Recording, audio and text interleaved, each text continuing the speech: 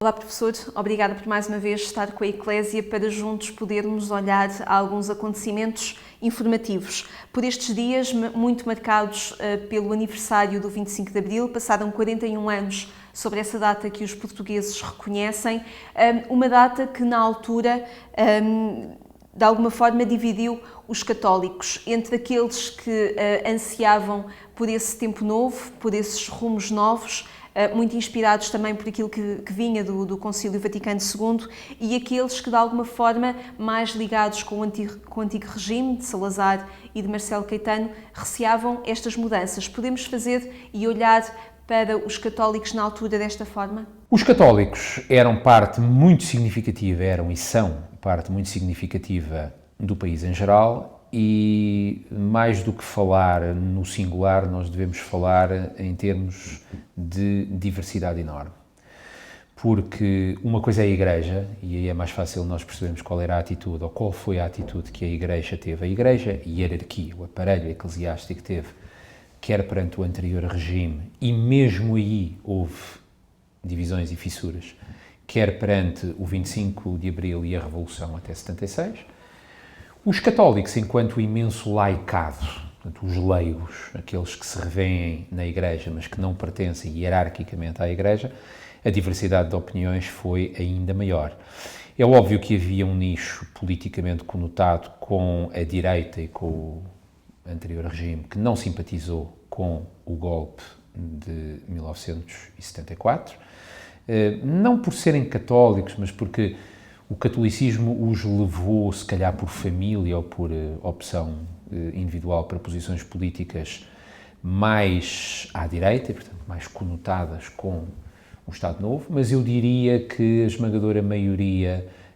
viveu esse dia e viveu esse golpe como o momento que ele efetivamente foi, ou seja, o momento em que um regime político anquilosado, sem solução institucional, política, com problemas muito graves, como aquilo que se desenvolvia em África, a própria Guerra da África, o momento em que esse regime sucumbiu a um grito das massas em geral, e em que a liberdade, não a democracia logo, porque isso, enfim, será um processo de construção mais lento, mas eu diria que se acaso tivesse sido possível fazer uma sondagem apenas como é que as pessoas olhavam para esta data do 25 de Abril, eu diria que os católicos, na sua maioria, seriam apoiantes desta mudança. O que tem lógica, porque se a mudança traz a liberdade,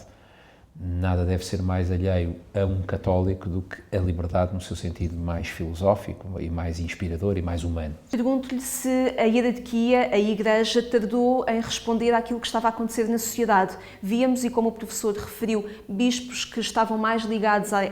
ao regime de Salazar e de Marcelo Caetano, e outros que, como o patriarca de Lisboa na altura, Dom António Ribeiro, referiu na homilia de 13 de maio de 1974, numa homilia numa peregrinação a Fátima, ele disse: "Esta é a hora dos católicos se empenharem a valer em pluralismos de opções políticas." Mostra a forma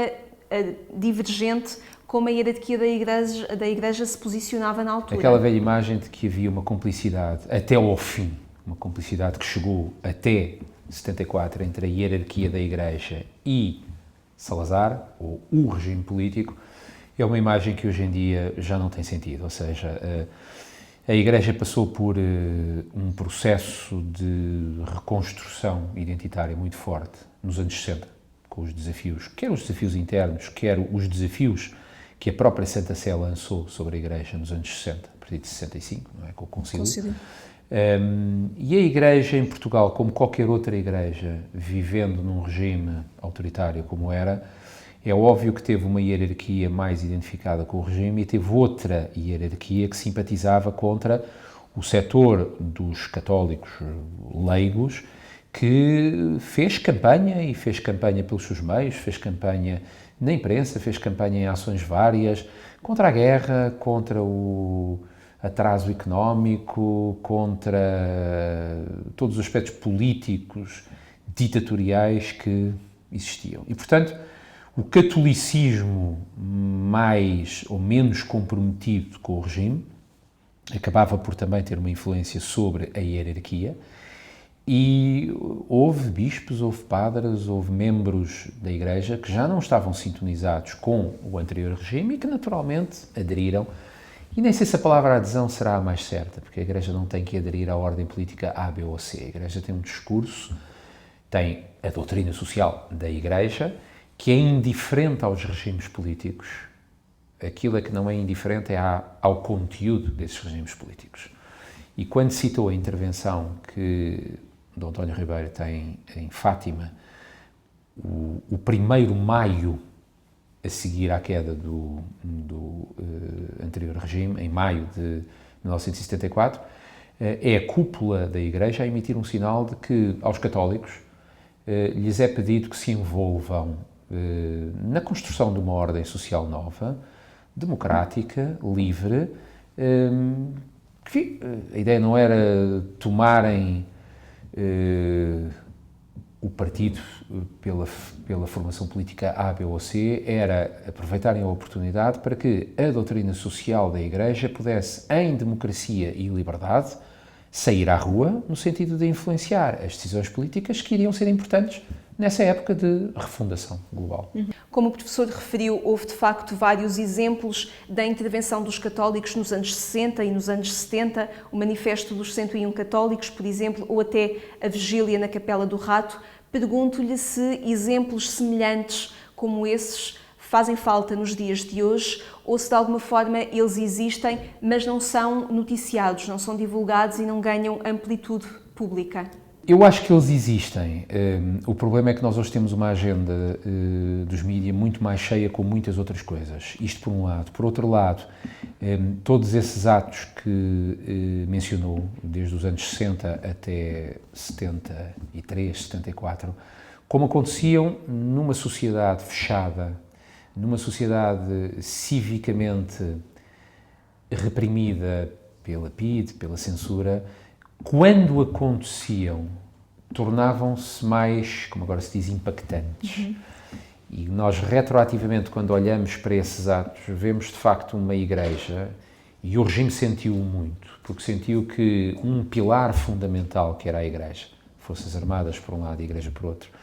que a Igreja, membros da hierarquia, padres e leigos vários, estavam a emitir um sinal de um divórcio cada vez maior entre a consciência dos leigos e aquela ordem política que não dava respostas aos anseios dos mais jovens. E depois há, de facto, aqui uma revolução geracional quase, daquela geração que chega à idade adulta no final dos anos 50, inícios dos anos 60, e que olha para o Estado Novo não com o reconhecimento que os seus pais tinham tido, ou seja, tinham a memória do que tinha sido a origem do Estado Novo e do que tinha sido a República,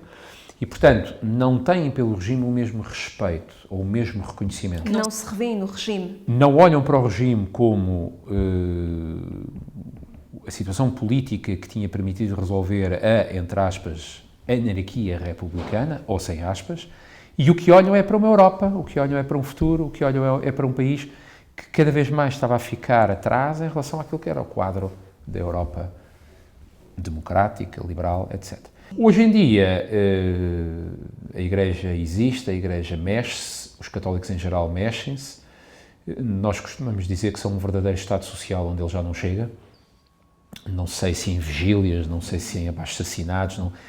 A forma não é importante. O que é importante é que nós, de facto, sentimos e quando as pessoas que estão mais dentro desta área contactam com aqueles que precisam de ter ajuda financeira, ajuda social, ajuda emocional às vezes, na linha da frente o que vemos são organizações, são grupos de leigos, e portanto a Igreja não esqueceu essa função, é uma função muito importante